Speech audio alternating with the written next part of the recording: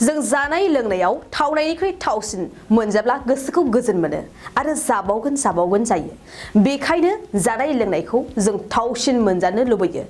थिग बेबायदिनो दिनै संनाय खावनाय आरो थावनाय संनाय खुरनायनि मोनसे बादायलायनाय लादों।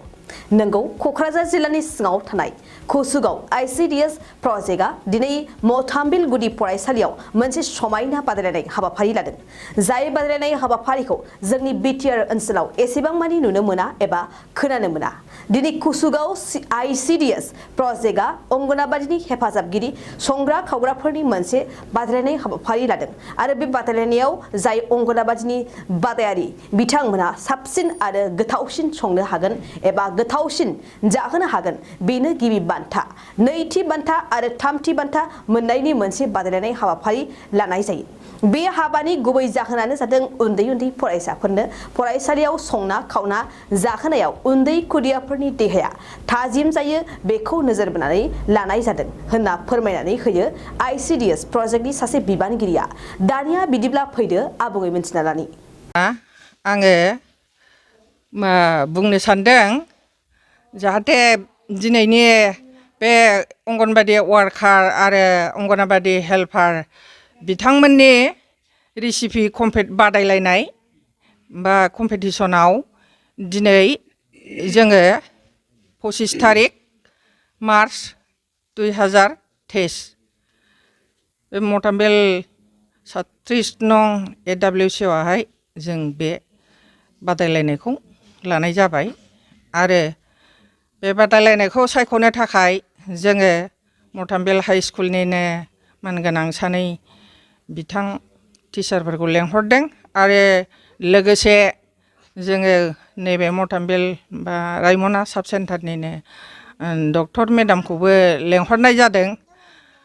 दा नैबे अंगनाबादि वार्कार आरो अंगनाबादि हेल्पार बिथांमोननि बे रेसिपि बादायलायनायाव बे बिथांमोनहानो थावनाय थावै बबे संनायाव मा टेस्ट दङ, मा भिटामिन दङ बेनि सायाव बिथांमोनहानो सायख'गोन। जोंनि हाबाफारिया आरो लोगोसे नैबे जोंहा मैगं थाइगं साजायनाय दं, बेनि सायावबो मा भिटामिन मोनो, माखौ जायोब्ला जोंहा सोलेर जौगानाय गोहो फैयो, माखौ जायोब्ला जोंहा थै बाङो बबे मैगं थाइगंखौ, बेनि सोमोन्दै जोङो बे डक्टर मेडामखौनो गासिबो खोन्थाजोबगोन होननानै आसा खालामो।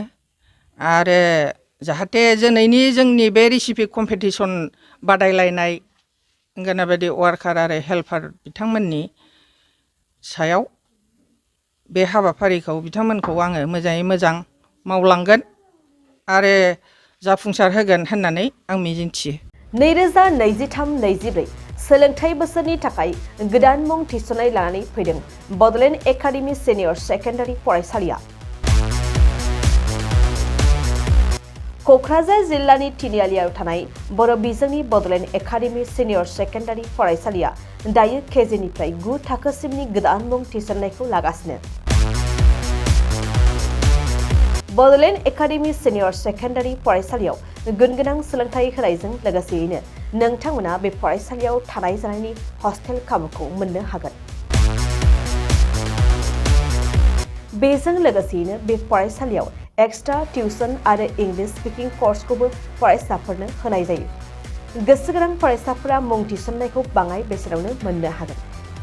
बेनिखायनो बड'लेण्ड एकाडेमि सिनियर सेकेन्डारि फरायसालियाव फरायसा एबा नोंथांमोनहा मुं थिसननायनि बागै मिन्थिनोब्ला नैबे मबाइल नम्बर 9101488399 नङाब्ला थोंजों फरायसालियाव थांनानै खौरां लाहैनो हागोन।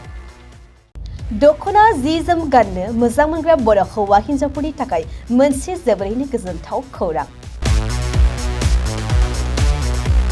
F&F क्लथिं गलाया फैगौ बैसागु फोरबोनि थाखाय समायना रमायना दख'ना, जोमग्रा सादोर, ब्लाउस आरो हौवाफोरनि थाखाय आर'नाइ, गामसा, शार्ट बायदि रोखोमनि गानग्रा जि जोमखौ नोंथांमोननि थाखाय लानानै फैदों। बेजों लोगोसेयैनो बर'नि जुलियाव नांगौ जानाय हौवा हिन्जाव गोदाननि गासै गानग्रा जोमग्राफोरखौबो बे गलायाव मोनगोन। गसाइगाव टाउनजों नांजाबनाय राजापारानि गार्ल्स स्कुलनि अपोजिटआव थानाय F&F क्लथिं गलायाव बर'नि गाब गोनां समायना रमायना ड्रेसफोरखौ गोसोनि लुबैनाय बायदि मोननो हागोन। लोगोसेयैनो गोसो गुदुं सुबुंफ्रा गावनि मोजां मोननाय ड्रेसफोरखौ F&F क्लथिं गलायाव जायखिजाया सानावनो लांफैनो हागोन। नोंथांमोना F&F क्लथिं गलायाव जि जोम आर'नाइ आरो गानग्रा ड्रेसफोरखौ लांफैनोब्ला नैबे मबाइल नम्बर 8472858324 आव थोंजों खौरां लाहरनो हागोन।